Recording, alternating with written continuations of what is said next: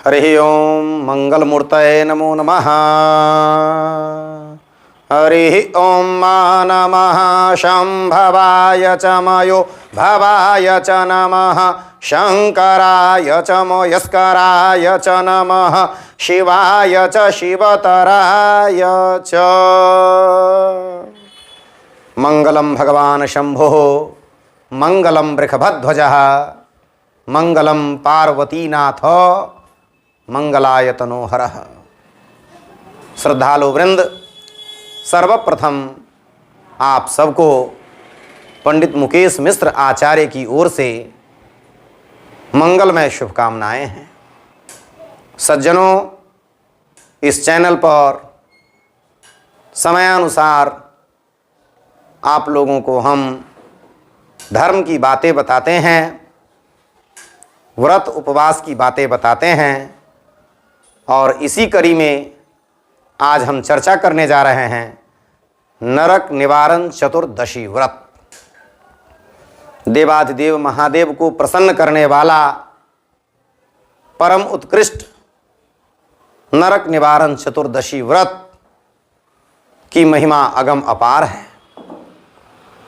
वैसे तो संपूर्ण विश्व में, पूरे भारतवर्ष में, किंतु विशेष रूप से बिहार प्रांत का, मिथिलांचल क्षेत्र का यह परम पावन व्रत है।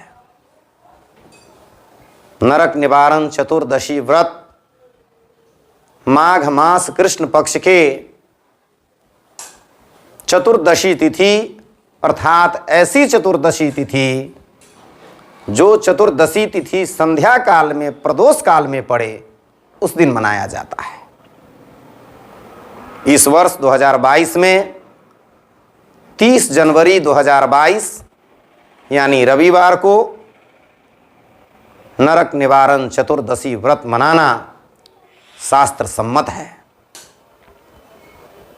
प्रेमियों, दिन भर का यह व्रत होता है और श्री उमा महेश्वर की प्रसन्नता हेतु, श्री गौरी शंकर की कृपा पाने हेतु धर्मानुरागी प्रेमी वृंद इस व्रत को करते हैं। कहते हैं इस लोक और परलोक में जो कंटक है, उस कंटक से सदा सर्वदा भोलेनाथ अपने भक्तों को मुक्त करते हैं। देवाधिदेव महादेव का परम पावन नाम आशुतोष है, जिसका शाब्दिक अर्थ यथाशीघ्र प्रसन्न होने वाला होता है। भूत भावन भगवान शंकर बहुत ही जल्द झटिति रूप से अपने भक्तों पर प्रसन्न होते हैं। भोलेनाथ की महिमा अगम अपार होती है। ऐसा शास्त्र में, पुराण में प्रमाण आता है कि शुद्ध मौन से श्रद्धा आस्था पूर्वक भूत भावन भगवान शंकर की अर्चना वंदना प्रार्थना करने पर निश्चित ही मनोवांछित मनोकामना पूरी होती है। पूज्यपाद गोस्वामी तुलसीदास जी महाराज अपने रामचरितमानस में लिखते हैं कि भावी मेट सके त्रिपुरारी। जीवन में जो किसी प्रकार का कष्ट होने वाला है, कोई बाधा आने वाली है, देवाधिदेव महादेव अपने भक्तों को उस बाधा से मुक्त करते हैं, उसका जीवन बाधा रहित कर देते हैं। कहते हैं कि माघ कृष्ण चतुर्दशी तिथि को ही भगवान शिव के लिंग स्वरूप का उद्भव हुआ था, अवतरण हुआ था। इस महान व्रत को करने से हजारों हजार अश्वमेध यज्ञ करने का फल प्राप्त होता है। समुद्र मंथन के पश्चात नाना प्रकार का रत्न, नाना प्रकार का आभूषण, एवं उसी क्रम में हलाहल विष भी निकला था। देवों में श्रेष्ठ भगवान शंकर उस विष का पान किए थे, उस हलाहल को ग्रहण किए थे। चूंकि वह विष था, इसलिए विषपान करने के बाद, हलाहल ग्रहण करने के बाद उनका कंठ नीला हुआ और उस दिन से ही वो नीलकंठ कहलाए। आइए हम जानते हैं नरक निवारण चतुर्दशी व्रत की विधि। इस व्रत को करने वाले भक्त को एक दिन पूर्व से ही शुद्ध एवं पवित्र होकर निरामिष भोजन करना चाहिए। व्रत वाले दिन ब्रह्म मुहूर्त में उठकर नित्य क्रिया से निवृत्त होकर पवित्र जलाशय या नदी में स्नान करने के बाद शिवालय में जाना चाहिए। वहाँ श्री गौरी शंकर की पूजा अर्चना वंदना करनी चाहिए। भक्तवृंद सुविधानुसार जाने में अगर शिवालय सक्षम न हो, चूँकि अभी कोरोना काल चल रहा है, बहुत तरह की बात है, तो आप घर में भी श्री उमा महेश्वर की पूजा अर्चना कर सकते हैं।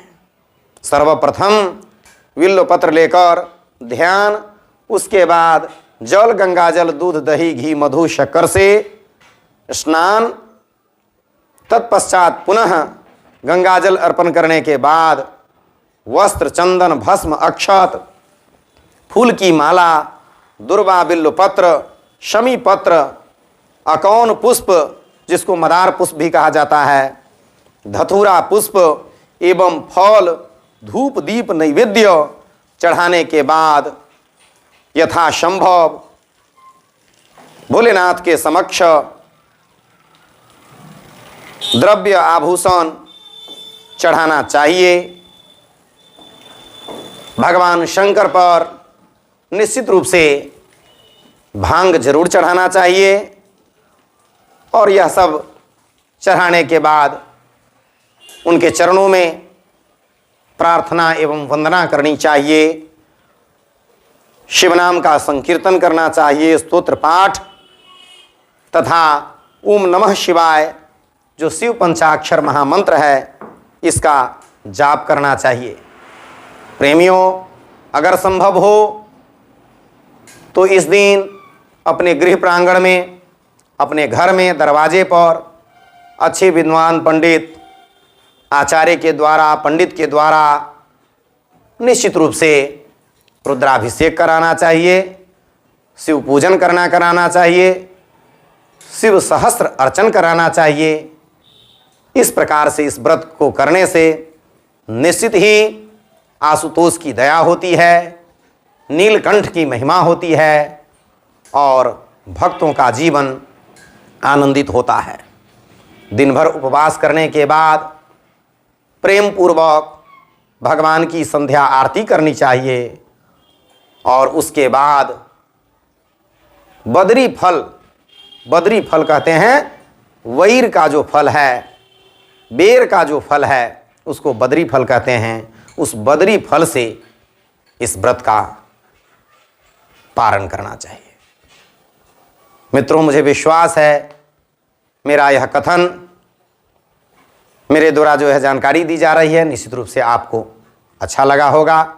आगे भी हम इस प्रकार की उम्मीद करते हैं। पुनः एक बार आप सबको मेरी ओर से मंगलमय शुभकामना है। इतना कहते हुए हम वाणी को विराम देते हैं। भक्तगण, एक जरूरी सूचना देना चाहेंगे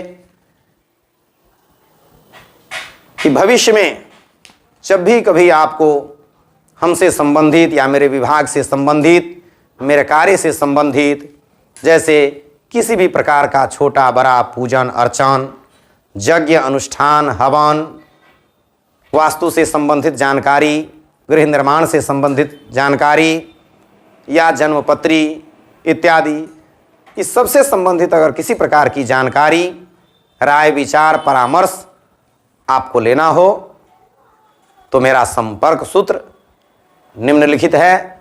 इसको आप नोट कीजिए और समयानुसार आप हमसे संपर्क करके अपनी समस्या का समाधान कर सकते हैं, करा सकते हैं। मेरा मोबाइल नंबर है 9708535077 और दूसरा नंबर हिंदी में 6201 33 62 87। हरिओम।